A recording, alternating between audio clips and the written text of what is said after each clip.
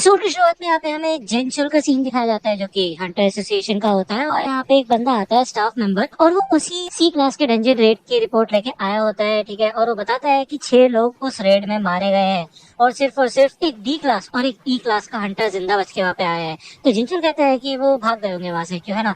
तो ये staff member बताता है कि हाँ वो भागे, लेकिन उन्होंने बॉस को भी हरा दिया है, और उन दोनों में से एक सर्वाइवर उस डबल डंजन से जिंदा बच के निकला था, संग जिनवू। और वो जो 6 लोग मरे हैं उनमें से एक डोंग सुक भी था। तो जिनशुल समझ जाता है कि ये परेशानी की बात हो सकती है। वही दूसरी ओर हमें जिनवू का सीन दिखाया जाता है जो कि घर पे आता है, और भाई वो कुछ खाने पीने की चीजें लेके आया होता है, जिसे देख के जिन्हा काफी ज्यादा खुश हो जाती है। यहाँ पे इन बर्गर्स और चिकन लेग्स के साथ साथ वो बेयर वगैरह भी लेके आया होता है। और जिन्हा जब उस डंजन की रेड के बारे में बात करती है तो इधर भाई जिनवू को सोच के भी काफी ज्यादा बुरा लग रहा होता है कि उसने खुद अपने हाथों से असली इंसानों की जान ली है।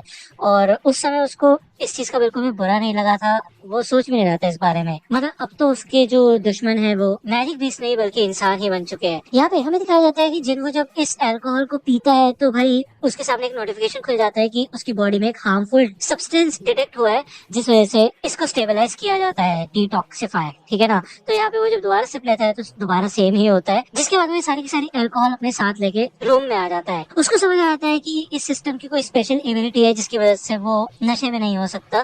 ठीक है, और वो देर जब अपने रिवॉर्ड्स को चेक करता है तो वहाँ पे ये सब साफ लिखा होता है कि उसकी बॉडी को डिटॉक्सिफाई किया जाएगा और उसको कोई जहर वगैरह भी नहीं दिया जा सकता। और ये रिवॉर्ड उसे डबल डंजन में मिला था। तभी उसको याद आता है कि उसके हाथ और पैर कट गए थे और इसी एबिलिटी की मदद से शायद उसके हाथ पैर दोबारा से रीजनरेट हो गए। इसका मतलब ये है कि वो रीजनरेट भी कर सकता है।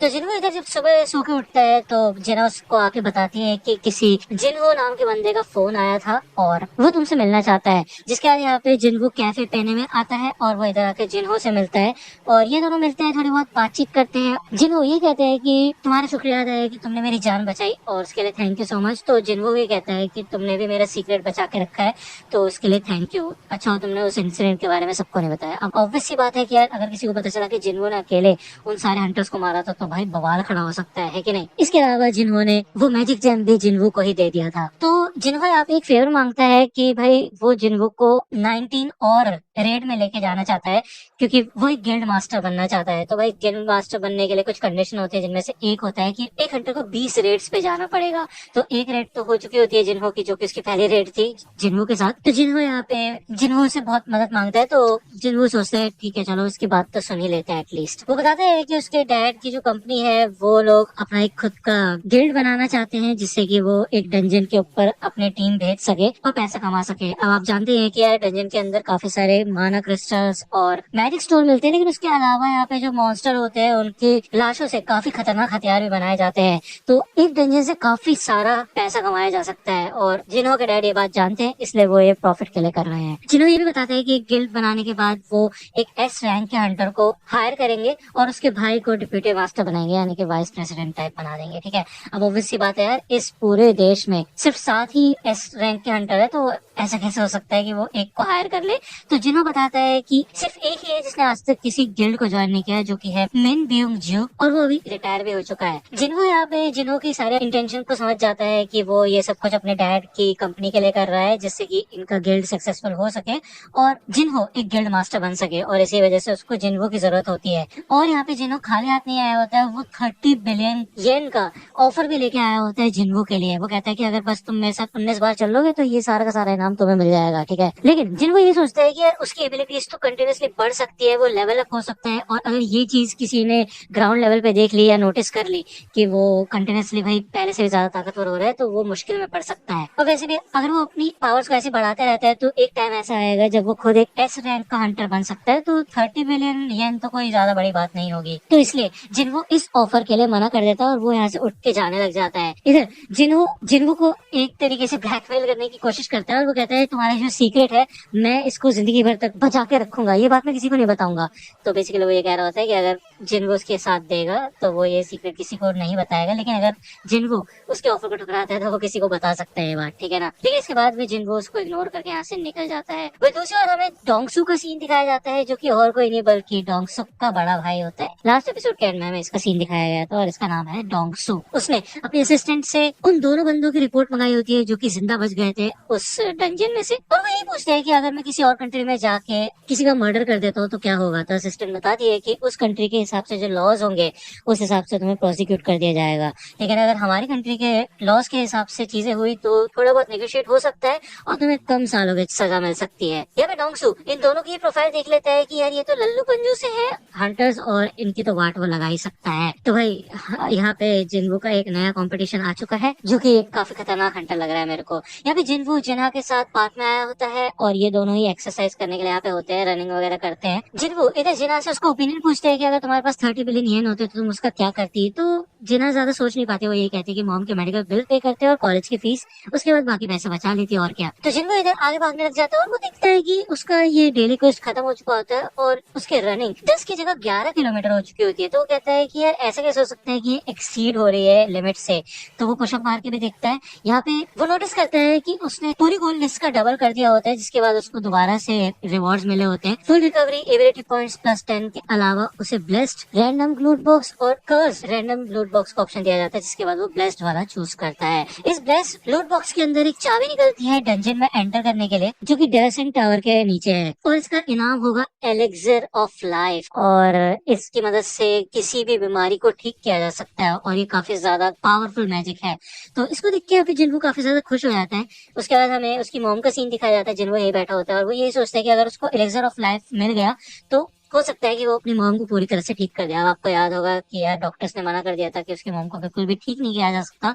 तो यहाँ पे ये सिर्फ आखिरी मौका होता है जिन्वू के पास, जिसके बाद वो यहाँ पे डेसिंग टावर के नीचे आ जाता है और इस चाबी को बाहर निकालता है। ये गेट ओपन हो जाता है और ये गेट हद से ज्यादा ताकतवर होता है। इसकी मैजिकल एनर्जी को अगर वो नापे तो उसको समझ आ जाता है कि ये एक एस रैंक का डंजन है।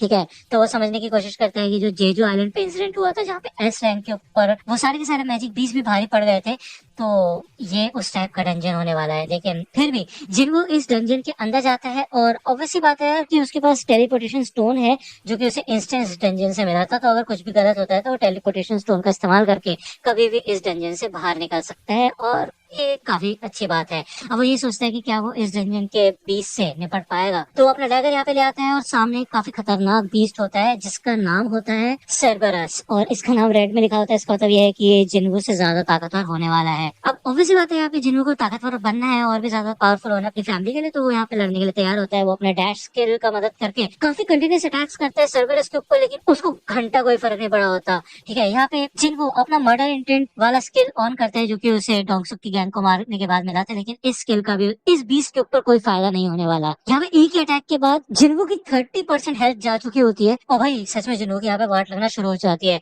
वो बार बार बचता है और ये बीस्ट सर्बरस इतना ज्यादा ताकतवर होता है कि ये जिन्वू को उड़ा उड़ा के मारता है। यहाँ पे भाई जिन्वू की हेल्थ 50% तक गिर चुकी होती है, जिसके बाद वो अपने फुल रिकवरी का इस्तेमाल करता है। उसके पास और कोई चारा नहीं होता और वो छूटते साथ ही सर्बरस की आंखों पे हमला करता है अपने डैगर से, लेकिन पॉइजन हो गया, पैरालिसिस हो गया, कुछ भी इसके ऊपर काम नहीं कर रहा है। ठीक है ना, नोटिफिकेशन में दिखाया जाता है कि इसको पेन महसूस नहीं होगा। ये एक स्किल है इसका। यहाँ पे सर्बरस के अटैक्स इतने ज्यादा ताकतवर और खतरनाक होते हैं कि भाई जिन्वू की हेल्थ तो एकदम फटाफट जारी होती है। यहाँ पे वो धूल उड़ाता है और एक जगह कवर ले लेता है। वो देखते हैं कि बार बार उसको नोटिफिकेशन पॉपअप हो रहे हैं। इसका मतलब ये है कि सिस्टम नहीं चाहता कि जिन्वू मर जाए और ये बिल्कुल नॉर्मल रीअवेकनिंग की तरह नहीं है। उसकी हेल्थ काफी कम बची हुई होती है और उसको बताया जाता है कि ये जो सर्बरस है इसका रेस स्टेटस सिर्फ 3 मिनट और रहेगा, उसके बाद वो नॉर्मल फॉर्म में आ जाएगा। इसका मतलब ये है कि उसके बाद अगर जिन्वू उसके ऊपर अटैक करता है तो वो इजिली जीत पाएगा, मतलब कुछ तो फर्क पड़ेगा सामने। यहाँ पे जिन्वू अपना टेलीपोर्टेशन स्टोन बाहर निकालता है। उसे लगता है कि भाई 3 मिनट तो बहुत ज्यादा है, इतने में तो मर ही जाएगा, इतनी तो हेल्थ भी नहीं है उसके पास।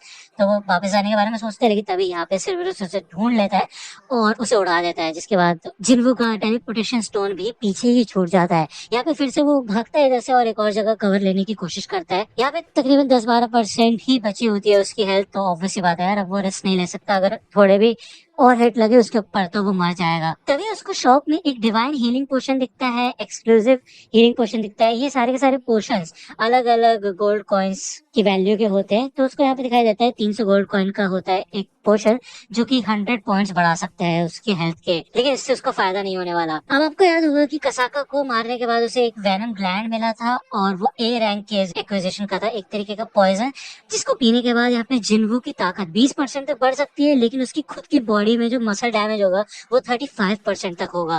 तो अब आप जानते हैं यार, ये काफी खतरनाक पॉइजन था। इसके बारे में मैंने आपको पहले भी बताया था, लेकिन यार जिन्हों को याद आता है कि वो जब ड्रिंक भी कर रहा था, अल्कोहल अपनी बॉडी में लेके जा रहा था, तो उसको कोई फर्क नहीं पड़ रहा था। इसका मतलब ये है कि कोई भी जहर उसकी बॉडी में टिक नहीं सकता। तो वो जो 35% वाला मसल डैमेज है वो एक बार को नहीं होगा शायद, तो वो चांस लेके देख सकता है, और उसे अपनी फैमिली के लिए इतना तो करना ही पड़ेगा। तो वो इस वेनम को पी जाता है, जिसके बाद वो फिर से सेरबरस से लड़ने की कोशिश करता है, और फाइनली ये 3 मिनट पूरे हो चुके होते हैं। यहाँ पे उसकी जान में जान आती है, और वो कंटिन्यूसली काफी खतरनाक अटैक्स करने की कोशिश करता है सेरबरस के ऊपर। लेकिन सेरबरस हद से ज्यादा ताकतवर है भाई। वो इधर जिन्वो की वाट लगा के रख देता है, उसको चीर देता है बीच में से। लेकिन उसके बाद भी जिन्वो हार नहीं मानता, और सेरबरस की आंखों पर अटैक करने लग जाता है बहुत बुरी तरह से। और फाइनली इधर सेरबरस मर जाता है, और जिन्वो का लेवल अप भी हो चुका होता है। इसके बाद यहाँ पे जिन्वो की जितनी भी चोट होती है वो ठीक हो चुकी होती है, और जिन्वो चैन की सांस लेता है। ठीक है, इसके बाद यहाँ पे जिन्वो को एक और की मिली होती है कासल डोर की। उसकी एजिलिटी वगैरह भी बढ़ चुकी होती है। इसके अलावा उसे स्पेशल आइटम भी मिल चुका होता है, जो कि होता है एलिक्सर ऑफ लाइफ। लेकिन एक चीज है, इसका नोटिफिकेशन ओपन होता है कि एलिक्सर ऑफ लाइफ को बनाने का फॉर्मूला है ये। इसके लिए 3 चीजों की जरूरत होगी, और ये सारी की सारी चीजें डीमन कासल के अंदर मिलेगी, यानी कि जिसकी चाबी उसको मिली है। ओके, जिनको समझ आ जाता है इस डंजन से कि वो अभी तो उस कासल में नहीं जा सकता, क्योंकि यहीं पे उसकी इतनी वाट लगी है, उसका समय आ चुका है, लेकिन वो जाएगा जरूर। तो दोस्तों ये एपिसोड यहीं तक था। इसके अलावा अगर आपको ये वीडियो पसंद आई तो लाइक करना, सब्सक्राइब कर लो अगर चैनल पे नए हो तो। मिलता हूँ आपसे अगली वीडियो में, तब तक के लिए गुड बाय।